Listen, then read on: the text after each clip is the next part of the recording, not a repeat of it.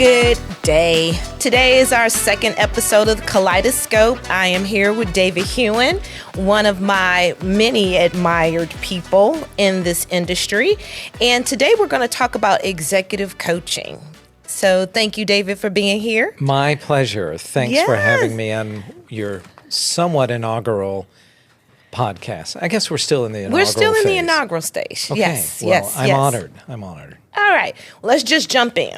Please. I'm going to give you the first question. What separates a competent leader from an effective leader? Competent from effective. Okay. I'll work with you on this. So competency implies that there's a level of expertise that they bring in a myriad of ways. They could be competent in the work that's being done by their team in the area in which they're responsible for getting the work done. Mm-hmm. So competency can be in a range of just expertise settings. But in terms of how they can be effective, or what was the term you used? The question was, what separates a competent leader from an effective leader? Yeah, so the effectivity of a leader, from where I sit, typically means that the team they're responsible for leading is engaged at a high level, that there's high trust that has been established by their leaders. And there's no assurance that everyone's going to trust everyone else because it's still a human endeavor and you have people who come in with their own stories. But nevertheless, the extent to which the leader can create conditions of high trust, and then they also represent the company's interest effectively so that people feel like they know where things stand within the company and they know where they stand as a result of their leader having an ongoing, effective, meaningful, authentic dialogue with them. So this rarely happens because it's a very artful thing and it's a very human thing. You know, this is what keeps us in business, Shirelle, is that leaders try to find their way through things, but they too bring their personal stories with them. Absolutely. So their level of effectivity is in part influenced by where they are with their own personal story, where they are with their own self-awareness. Do they know how they show up? Correct. Right? Do they authentically want others to be successful? And their employees pick up on that. Yeah. And if they do, then there's a greater likelihood that people will be leaning into the work and they will come up with their wild-ass idea because they know they can. They can take risks in front of their leader. Right. So if all those conditions are established, then that heightens the level of effectivity. Yeah, I agree. I will say we've had a conversation before about results, right? Some leaders are rewarded or commended because they can get results, but yet there's casualties along the way because the employees or the team or the group, if you will, has a different level of commitment. Maybe they have a commitment to the organization, maybe not the leader. They have a commitment to their own work ethic. They have a commitment to the outputs and other team members. And so there is a misconception or a misunderstanding that the leader is effective, but it's not necessarily a dependency between effective leadership and results.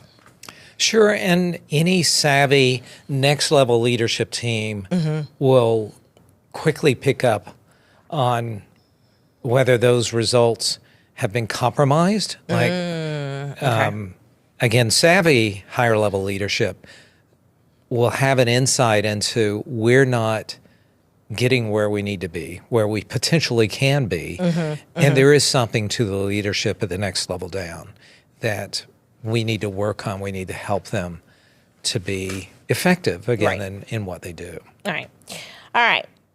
Can you share a coaching story that resulted in true transformation and one where the leader simply didn't get it?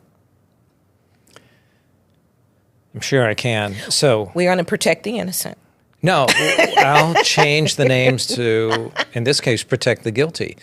Oh, nice. I like that. But I'm sure I can come up with something. I've been doing this for more than 20 years. I'm credentialed at a higher level with the International Coaching Federation, so it means that I had to have more than 2,500 hours worth of coaching. Right, right. Which means I'm stalling for time until I can sort out high success in areas where there was struggle. It's almost easier to start with the struggle.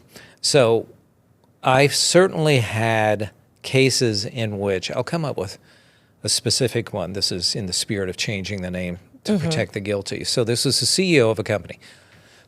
Excuse me. And the starting point for this engagement was the chairman of the board reached out to me. I'm not sure how my name got into the mix, but I was referred in, spoke to the chair, and this is one of those classic conditions of we're not sure what we have on our hands. And if coaching starts with sort of a tainted sponsorship, we'll call it, where the client, the coachee, has not met me more than halfway, that they're doing this somewhat out of the obligation that they have to the chair, who happens to be representing the primary funder to this company. So naturally, the CEO is going to say, "Oh yeah, I'll do this. Cooperative. Yeah, I'm happy to be coached." But in point of fact, it really wasn't. I mean, I could pick up on this from day one. Body language, tone, everything about this gentleman indicated that he really wasn't committed to this. But boy, did he say all the right things. Oh, yeah. So he had the script. He had the script down, and he played to that script, and it just didn't come through in a meaningful fashion. So I still stuck with it. I have a methodology. I won't bore you with it now, but there's a process. The higher level of the methodology is to look at how the candidate or the coachee is wired and how they're perceived. The wiring comes through behavioral assessment work. The perception comes through feedback from their key stakeholders. Right. And for a CEO, I want to interview those key stakeholders, the 10 to 15 critical relationships, board members. If this was a member of the executive team, then it would be also made up of interviews with their peers, but not in this case. But certainly those individuals who report into the CEO and any sort of closely tied partners to the company would all be part of that stakeholder mix. So we had the luxury of starting out with that data. And the value of doing coaching with that methodology in mind is that I'm not seeing the CEO's world in this case through the lens of that CEO. I have the luxury of understanding how things work for that CEO with all of this data presented to us. How they're wired is easy because there's no wrong answer. Right. We do behavioral assessment work. We think about how they show up, maybe a behavior they overly rely on under times of stress, how effectively they read the room to consider other types of behaviors that are different than their own. All of these are safe starting points for an engagement of coaching. But then stakeholder feedback, if I've done my work well, and I've gotten pretty good at quickly gaining the trust of the interviewees, and I'll say things like, I'm doing social research here. I don't care who said what. I just want good feedback. I just want good data. It's not a judgment. No judgment on my part. Right. And the last thing I'm going to do, and I often say this, and it usually gets a little bit of a chuckle. If you were one of the stakeholders, I'd say, so Shirelle, I'm not going to go to Tom and say, hey, I spoke with Shirelle. Here's what she told me. Exactly. And there's usually a bit of a chuckle because they realize, okay, I get it. Yeah, that's part of your work. And I may add a bit of an ethical commitment I have through the International Coaching Federation because I do have that responsibility in my line of work. Right. So anyway, we had all this data, right, on both ends of the spectrum, behaviorally and stakeholder feedback. There was some tough stuff in there, but this is a classic case where when someone is confronted with hard truths, That's, yeah. and it's coming from their colleagues, and this case was a classic one. The client, I use the term Tom, I'll continue to use it because it's not his name. Tom would say, well, I know who said that. They got their own problems. So he would diminish or dismiss Backtrack. some of the feedback that was maybe a bit difficult to hear. Yeah. And in this particular client's case, themes had emerged. So enough people said similar things that it wasn't easy to shy away from them. So I had to be a bit softly confrontive to say, well, you may push that bit of feedback to the side, but we've got enough to go on here that There's some consistency. here's some things we can work on. So I'm committed to help you be successful. It's the only reason why I'm here. Even though I'm sponsored in, and you're sponsored into this work through the board, I only have your interest in mind. Yep.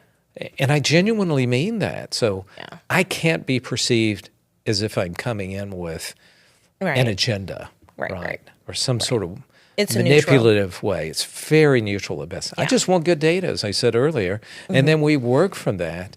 And then, I can read body language, levels of commitment. And over time, I can call that out and say, what's going on here? Help me. What I'm perceiving is the following. And over time, I finally got an email from him saying, I've come up with someone that was recommended to me. And I kind of got where he was coming from. He gave himself an easy out to say, I didn't vet you. Oh. The chairman of the board vetted me. So that was sort of the underlying language here was, Like, I'm going to find someone that I am committed to in the coaching relationship. Okay, I don't know the situation, but I am going to challenge that. And let me tell you why. Okay. Do you believe that the person did that because it was a greater trust with that person and they felt they can be a lot more vulnerable? Or do you think they did that because they could be a lot more manipulative?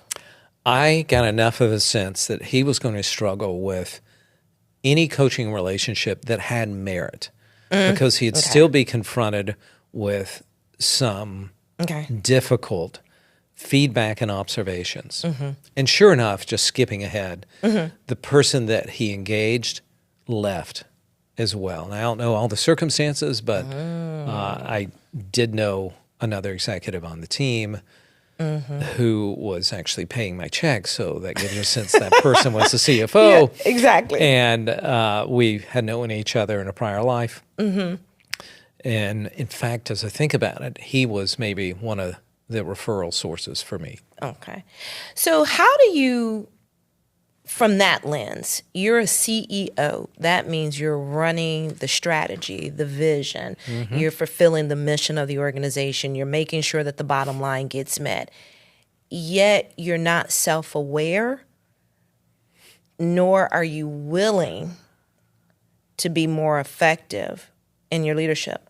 Does the organization retain you or do they dismiss you? Well, it's contextual. Okay. Good business can mask a number of things. This was a company that was growing. Okay. Thus, the primary investor, who's the chair of the board, was at least aware enough to realize he and the board had something on their hands that was more complicated than simply someone who could serve as a catalyst for good business, which that CEO was. He was a great marketeer. Okay.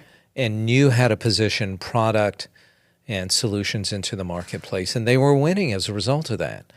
So that gave them, in the board, the investor board seats, plenty of room for forgiveness. But this investor CEO had been around for quite a while, and he knew the consequences of average to poor leadership because they were losing talent. So that's where my I don't even know what to call it. That's where my maybe annoyance comes in, is because again, I'm getting results over here right? And you're applauding me, you're recognizing me because I'm getting these results. Yet I have all of these casualties of war on the other side, and you're the common denominator, but yet you're willing to sacrifice the talent for one individual, that 80-20 rule kind of, Yeah. right? So how do you shift that? It's difficult. It's a trade-off, as I say. That's why context matters. And if his boss is the board of directors, which was the case here, then what are their absolute measures? And their absolute measures, they're nursing their investment to a successful outcome because they want a high-value investment. Right. They want the return. And they want the outcome to be a great return at the point at which they have an exit with the organization. So we know that's sort of an inherent mindset, but those who are more fully aware when it comes to investing, I come from the dot-com era. And back in the dot-com era, you could have a really good PowerPoint deck and you would get funding. But then over time, investors became more aware of what the full value proposition is when it comes to a committed investment in an organization. It's not simply shiny object product slickness that warrants investment. It also is what's the value of the leadership team that they're bringing, because for years, even now, early and mid-stage companies will often, because they're cash strapped, they'll use titles as a form of currency. So we'll call you the VP of IT, even though your only experience may be of going in and doing IT work in a company, and you just make sure that the desktop tech support or something, whatever it may be. But titles are free, so they would use that. But an informed investor for the next round of funding will assess what's the value proposition for this company. They may have a product that has tremendous potential, which warrants serious consideration for investment. However, they have a leadership team where you really have to question the credentials, which means that you have to question the judgment of the CEO. So if the judgment of the CEO has been exercised in this fashion by hiring these people or promoting them to these levels, that's a real indicator of what's the level of value for this company.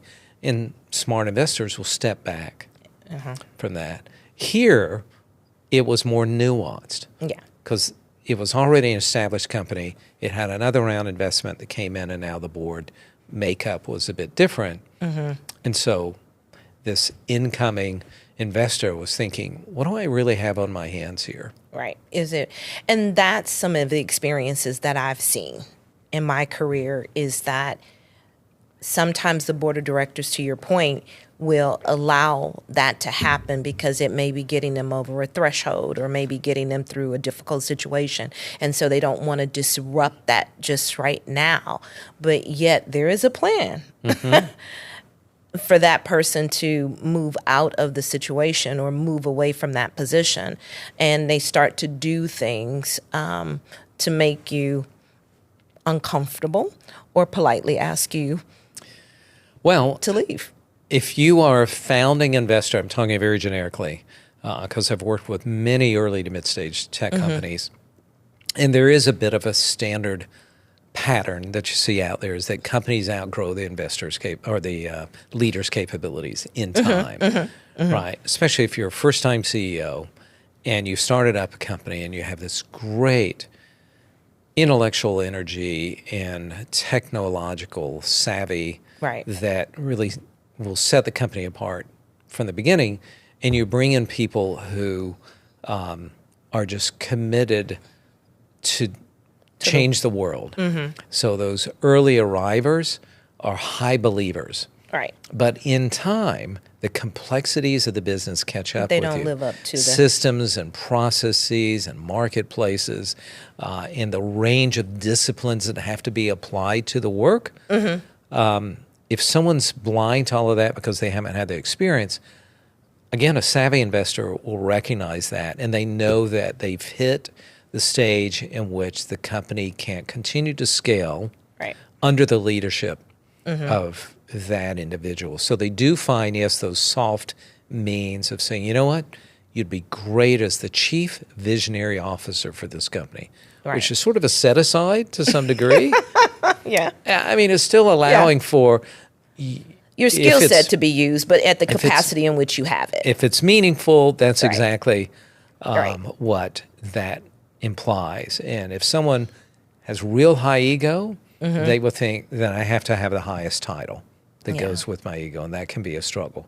But boards who are really good at this, they find soft ways to make these adjustments and still make the incumbents feel like they have meaning and value.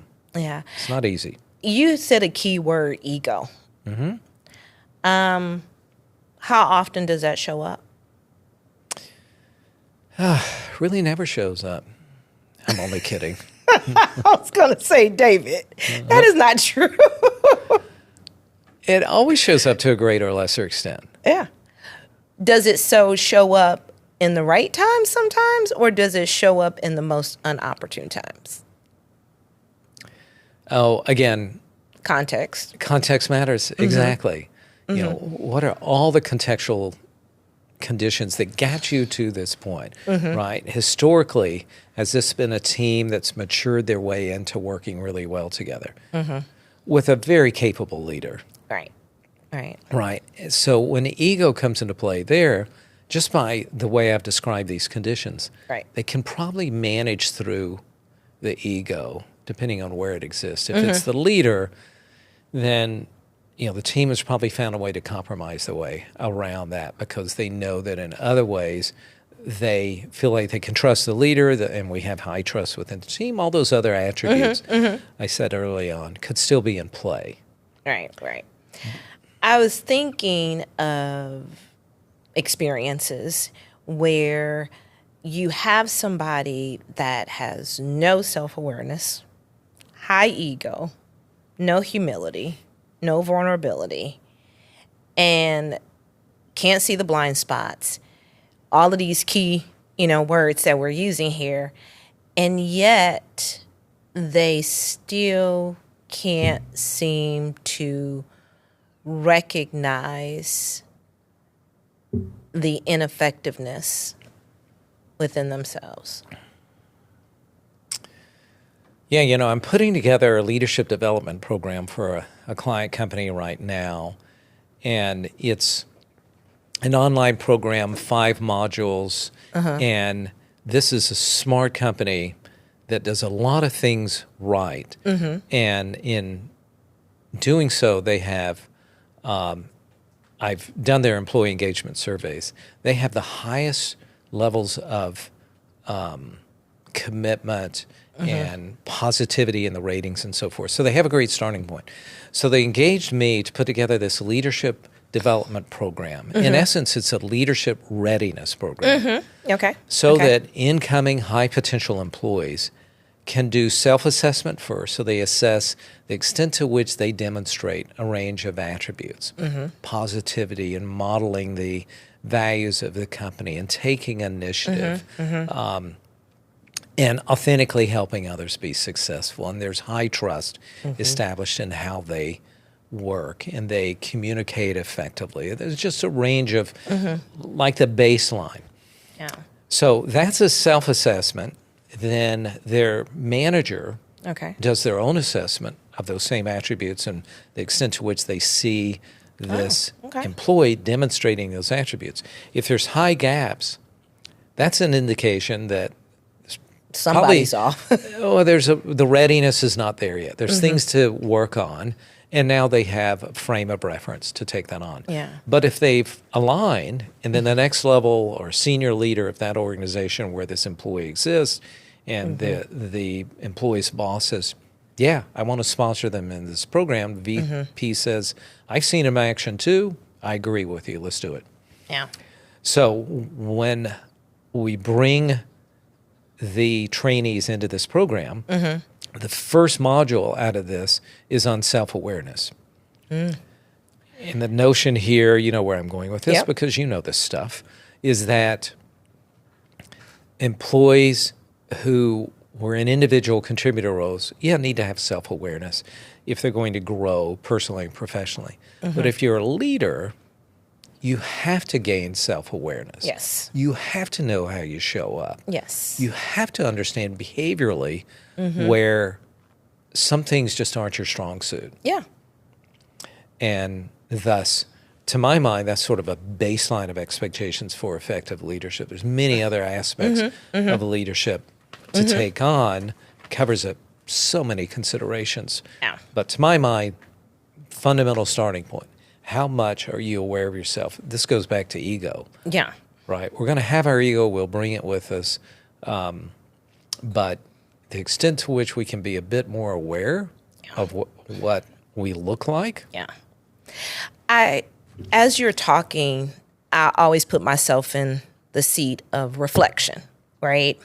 And I've had a great career over these years. Congratulations. Well, thank you. Yeah. You're attributed to that. So thank you.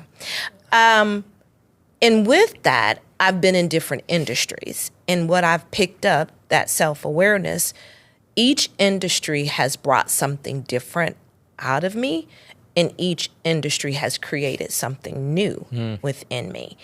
And what I appreciate about those experiences is that I now have this toolkit, right?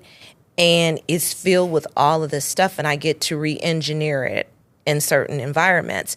And I've found, to your very point, is some environments I haven't been able to use all of those tools, right?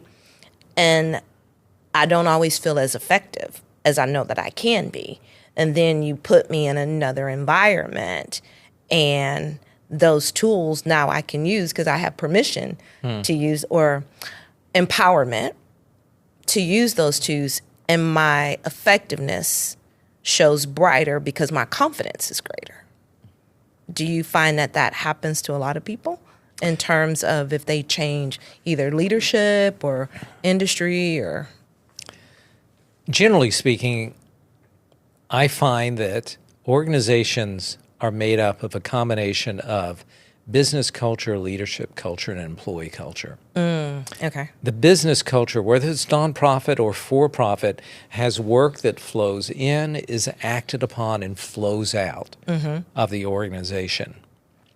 The leadership culture and the employee cultures act upon that work. Okay. And as a result, every organization, though it's uniquely dealing with its business culture, leadership culture, employee culture, based on this combination of conditions that are applied into the organization, those primary elements are universal. Okay. Right? And you could enter into a new organization, new to you because the industry is completely different than you've ever seen or experienced. Right. So that's the business culture that Right. you are entering into. You have the luxury of having seen leadership cultures in action. So you have a head start there. Right. And you've seen employee cultures when they're engaged and operating are the best. So you have an advantage there. So Right. you just have some catching up to do On the business. on the business culture, inevitably. Yeah. And your experience will inform you as the extent to which leadership is enabling the business in effective ways, that business culture, and is enabling the employee culture. Great starting points for you. Right. And if not, how do you find your way into trusting relationships so you can get to work Yeah. on these things? Yeah. Yeah. Good. Good. Another question. What would you recommend as a personal how-to guide for someone who wants to become an effective leader? Not just in title, but in impact. Well, at the risk of being self-serving, having a coach helps. And there is a distinction between getting a coach or getting a Yeah. mentor, Yes. Yes. right? My distinction, which I think is fairly well held, is that a mentor is someone who has expertise. They could work say, diagonally somewhere else in the company or outside of the company. In other words, not in the direct chain of command, but they're removed enough to where you have a safe place where you can ask, have you ever experienced this before? Have you ever seen this before? Right? And a mentor could say, yes, I have. Here's the circumstance. And here are some ideas for you to take that on. That's mentorship. It's sort of that slightly wiser or significantly wiser individual who is available to you. So that's mentorship. Right. Coaching is a place in where, as I described earlier, you do self-reflective work. But the coach is there primarily not to give you the answers, but to help you move towards the answers. And Like a therapist. Well, here's my cautionary note since you brought up therapy. And I'm serious about this. Yeah. So when it comes to therapy, too often coaches cross personal lines. They become too intrusive. So it really is very important to understand the protective distinctions about where people are. I can see that. And the dilemma with the coaching profession is that anyone can call themselves a coach. There's no barrier to entry to call yourself a coach.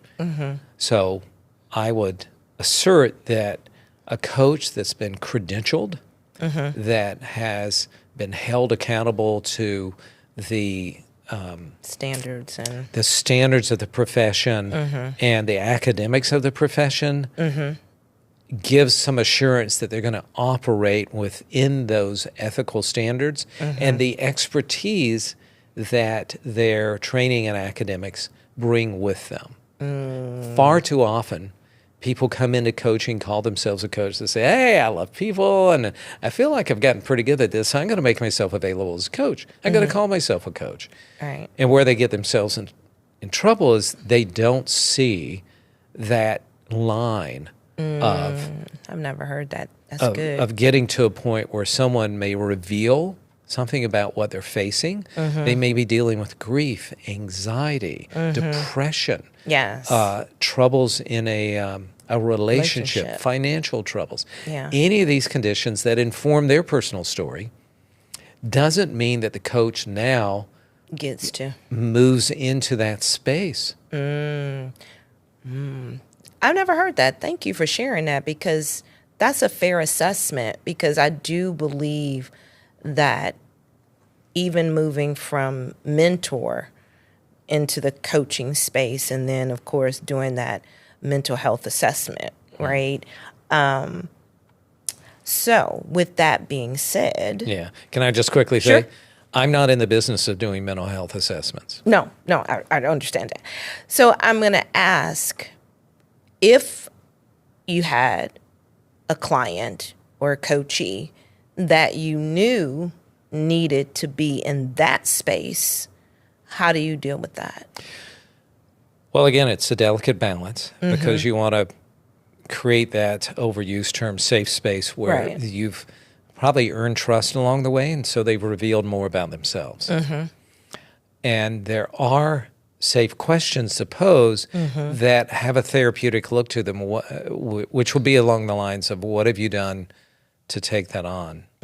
Tell me a bit about it. As opposed to getting into the content of the matter, instead of having a sense of what responsibility are they taking on to address what they're facing. Now, in the human resources world, our easy starting point is when someone's revealed concerns that they're facing personally. If it's an organization of any size, you have an employee, you have an employee assessment or employee assistance program. Employee assistance program. Thank you. So the EAP is that spot where we train up leaders to also not cross the lines, as opposed to saying, you're getting a divorce. Hey, I got a divorce. Let me tell you what I did. But instead, encourage them to consider, not demand it of them. But because you're aware of a resource, let them know of it. Yeah. And I'm going to digress for one there is a leadership topic. The The other thing is about leaders that I've coached and supported in the past is making sure that they do understand that poor performance does not equate to poor performance, right?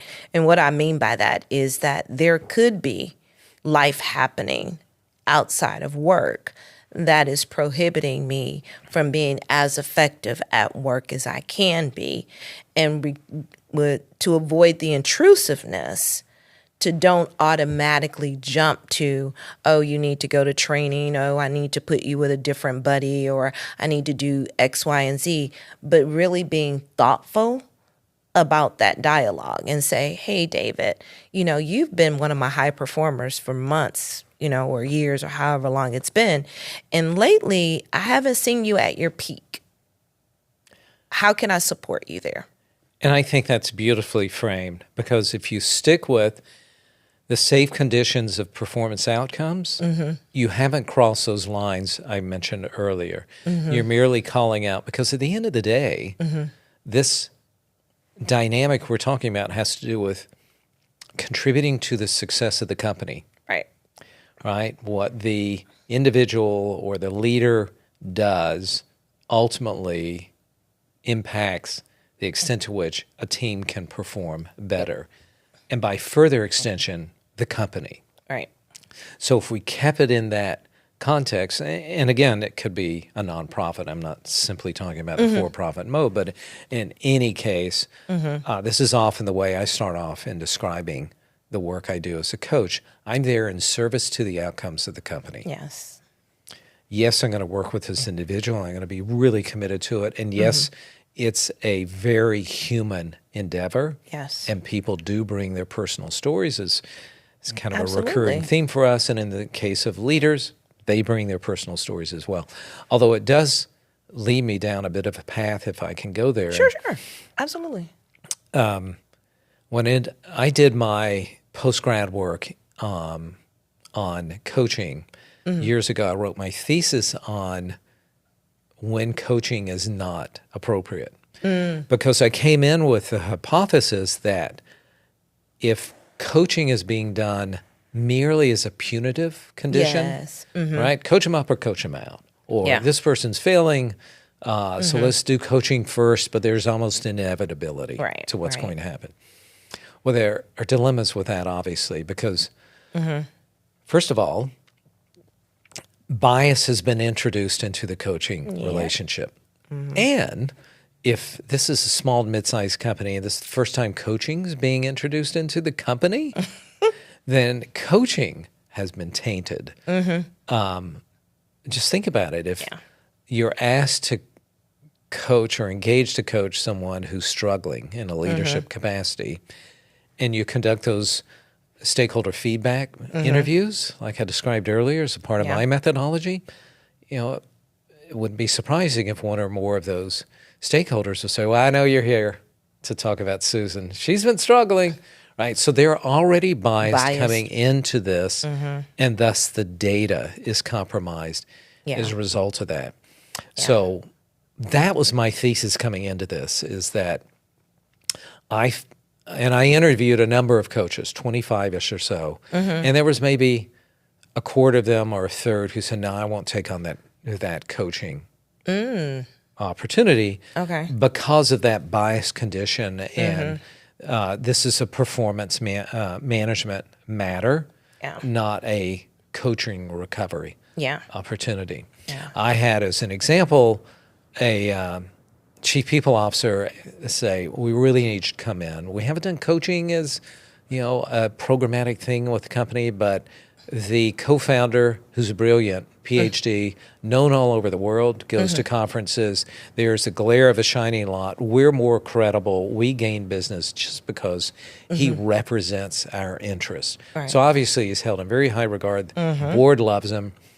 But the chief people officer said, however, there's about 3 female employees who've expressed concern about his style, and they don't... Appropriateness. Yeah, they don't feel safe around him. And my response at that time was, this is an investigation matter for HR, I'll leave it to you, but this is not something Right. where I should be engaged. And this is your first coaching endeavor. Think about it. If you're really committed to the value of how coaching This is not can the way to up the do it. game of the leadership practice of others, and you make it programmatic, this isn't the starting point. Yeah, yeah. And I'll compliment that maybe at a little bit of a lower level, because one of the things from an HR perspective, I always tell people is I don't really like to use the word performance improvement plan. I just am not a fan of that. I will say development plan. And why do I say a development plan? Because it is supposed to set them up for success. It is not supposed to set them up for failure, right? It is supposed to, and it's a joint effort. It is not a solo project, which is what I tell managers. It is not your opportunity just to document that Shirelle didn't achieve what you expected her to achieve and move her out of the organization. It's for you to jump in there with her, help her develop where those deficiencies are, and help her to be that high performer, right?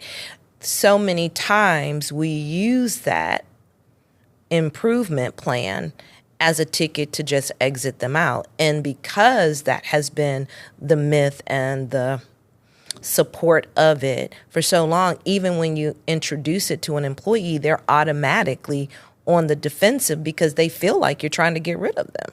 And so how do you encourage organizations? I know whatever organization I'm in from an HR perspective, I don't use the improvement plan. I use development because I need it to be intentional. So how do you encourage employers to not move in that direction? Well, I'll touch on one of our other recurring themes. Context matters. To what extent has the company invested in leadership development? Yeah. As I mentioned earlier, employees want to know where they stand. Yeah. And the good ones especially. They can take it. Yeah. And great, effective leaders at all levels who give real-time feedback right when it needs to be heard. Yeah. And done in such a manner so that it's not being delivered in a berating form, but instead delivered in a respectful fashion. Right. Where a leader says, you know what, that didn't go well. Let's talk about why. Did you notice that as well? I want to help you. Let's come up with a recovery plan. Right. So I'm your partner in this. Right. I like that recovery plan. I like that. So whatever the term is, it seems closer to what you were describing earlier, where it's more of a collaboration. Now, I do put an emphasis in my training for leaders, current and future leaders, is I'll ask them a provocative question. Who owns employee performance? And my response to them is employees own their performance. Now, we create conditions where we provide resources to them, Right. primarily leadership, Right. but other resources to help them get their jobs done. Right. Training and, physical resources and the like. But employees have to be there to take it on. Yeah. Leaders have to be there to ensure there's a willingness to take it on if they've delivered the message in an effective, respectful fashion. And I do think, and I'm going to say this, I'm going to use myself again as an example. I'd much rather for you to say, Shirelle, this is an area that you need to improve upon. This is an area that you have a deficiency in. This is an area that will serve you better, right? What it becomes frustrating when you don't say anything and the behavior is repeated, and then you wait, not a just-in-time feedback, you wait 3 months, a month, 2 months, or it shows up in your performance review, and you're thinking, why didn't you say something? Yeah, it's the common and natural response. Why didn't you tell me this right when I needed here so I have a chance to act on it? Right. But this happens far too often, again, with leaders who haven't developed the capability and the confidence, the assuredness to be able to deliver what they may feel is such a hard truth they can't say it. Yeah. But in reality, they have a duty to. They're an agent of the company. Yep. What they say and do is on behalf of the company. Absolutely. So they have an obligation to this. I'm a bit of a performance management geek, and I really believe in... this notion of journaling, right? And journaling, as it implies, is this is a shared, co-authored document, digital document, where employee and manager co-author the journal. Ooh, like that, yeah. So that when they come together, if they're one-on-ones, they turn their laptop to each other and say, let's do a quick update on the journal. Yeah. So the employee says, here's what I'm delivering on this project, and here's my update. Here's what I need from you, boss, in order to ensure I can meet the requirements. And then the manager in turn could say, okay, thanks for sharing this with me. Right. These are one or two things that we talked about. Let's make sure we capture it. I get this incredible customer feedback email. I want to make sure that's in your journal as well, so that the accumulation of all that real-time shared information gets to the end of the fiscal year, where most companies do performance reviews, right? To what extent were you successful in contributing to your goals, team's goals, and by extension, company goals? Right. And there's no surprise. Because it's co-authored, the employees have taken ownership for their performance. Yeah. So progressive companies who take on the work of journaling ensures there's a high likelihood that employees don't take on resistance in the performance review process, because data tells us time and again that most companies fail, and they know it. So they try new shiny object things. All right, let's get a new software tool. But that's not the issue. That's not the issue. Yeah. I have two thoughts, and I'm going to make it a personal, and I'm going to try and remind you, may or may not remember. One of the first times that we met, it was when I was applying for an HR position that you all were recruiting for. And you and I met, and you were great at telling me about the job and what it entailed. And I was excited about telling you about my experience and the like. And you politely said, I love your energy. I don't know if this is the right role for you, because you haven't shown breadth in numbers in terms of your reach. And I was like, what is this man talking about? And I took that back and I thought about it. It stung. Let me just be honest. It stung. Sorry in the about moment. No, it was good. And I say that respectfully and humbly because I took that back and I said, well, what does he really mean by that? And then I looked at the scope of my responsibility from that point backward versus what I was actually applying for. And I was like, wow, there is a gap in where I am here versus where I am here, or wanting to be over here.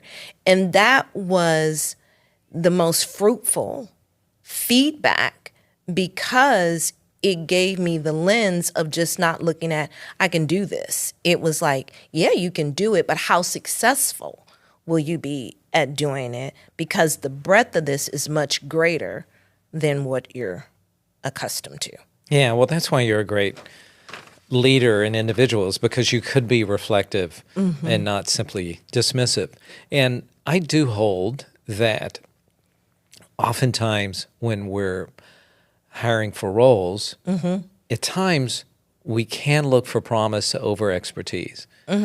But in other times we have to hire for expertise. Right. And that leads the way, because it's a gap in our capabilities, because we don't have this knowledge.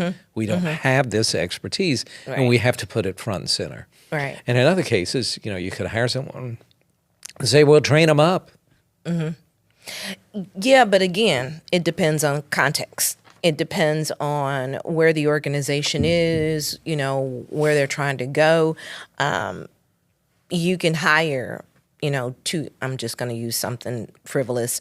You can hire 2 years of experience. Ideally, you may want 5 to 7, but 2, it's doable, right?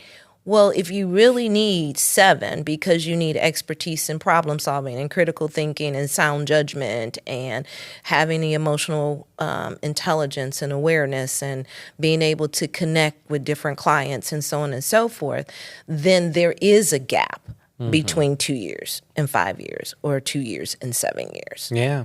I mean, I'll contradict myself a little bit because there's a commonly used term that we hire for expertise, we fire for behaviors. So, and we know that from the data and from our anecdotal experience. So I'm not completely dismissive of the promise of an individual, but a fully realized candidate has the level of expertise that gets them in the position for the discussion and all, the interview. But the distinction will be behavioral. Yeah. Right. If a company is really holistically considering the needs. Yeah. Yeah. As we close out, think about a magic wand. Okay. If you had that magic wand and you had to coach, whether it's an ineffective or an effective leader, what would you use the magic wand to do? Well, if this magic wand was all powerful, of course it is. I gave it to you. It goes beyond the shell of the individual and gets into their soul. Ooh. Then I'd go back to some of the things I've alluded to earlier, is that individual who's now at the point of being coached is meeting me more than halfway. That they really, truly want to be reflective of themselves, committed to the process, committed to the work of coaching, that it's more their work than mine. And they will take all the content that we generate along the way and then turn it into a meaningful plan that they will act on, and they will be public about that. In other words, they'll say, hey, I've been working with this coach, as all of you know, because many of you were interviewed. Right. But I want to be public in my commitment. There are 3 to 5 things I've committed to take on as a result of the work we've done together. Hold me accountable. Yes. So if I have a coachee client that demonstrates those attributes, then I'd like to think that they go away from that experience in a better place to up their game as a leader. I like that because I talk about that, and I think you and I have had these conversations in the past as well. I talk to my students about that too, and I say to them that the best leaders, the examples that I've had, is the ones that have the bravery, the courage to ask for the help or ask for that hard feedback and to actually receive it, acknowledge it, and do something about it. Right? Yeah, I mean, it's so much better. And I think I said this on my last episode, is that one of the things that I did with one of my teams I had is I asked them, give me 3 things that I do pretty well, that I'm really good at, and give me 3 to 5 things that I need to improve upon and that may not be working for you. And I'll tell you, it was like, never thought of that. I thought I was doing great in that. The however is, I didn't dismiss it. Yeah. I received it because whatever it was is what they needed from me. It wasn't necessarily what I wanted to give them. Yeah. We live in our own skin. It's tough to move out of that and be reflective, as I've noted. But leaders who are willing to be self-reflective probably also means that the context of their work conditions are pretty good. But what I mentioned earlier is when my ideal coachee goes public with their commitment to act on certain things that were identified through the coaching relationship, the importance of that going public moves far beyond simply telling me, yeah, I'm going to take these on. Yeah. So if they only state it to me, Right. that's not much of a commitment. If they write it down, that's a bit more of a commitment because they've done the work of archiving it for action. Yeah. But if they publicly state it, they have a greater obligation to act because now they've put it out there for their colleagues, and thus we just simply know that people act more when publicly committing themselves to that. Well, thank you. That's a great way to end our show here at the Kaleidoscope, where David has just gave us a great nugget of making it public, right? Public, that means that you have some insight. That means you were self-reflective. That means you took the courage to do it. And then that means that you were going to be transformative. Yeah, you're holding yourself accountable Yes. publicly to others, and you're asking them to hold themselves accountable. That's the humility of effective coaching outcomes, is the demonstration of humility. If they walk into a room, I'll leave you with this added note. If an effective leader walks into a room and the sense of their presence is that that leader's there for others to be successful, Yes. not for them with sharp elbows to say, come on, guys, you're making me look bad. But instead, they come in with, I genuinely want you to be successful. Yeah. Let me know what you need from me to ensure your Absolutely. success. This is why I'm here. And smart leaders recognize that by creating that condition, then people step up. And thus, performance is inevitable. Yeah. And loyalty and trust. Right. And thus the company performs at a higher level by extension. Yep. Well, thank you very much for your time. I thank you for being Thank here. you. I love this stuff. Yeah, thank you. That's it for this episode of the Kaleidoscope. Join us next time. Thank you.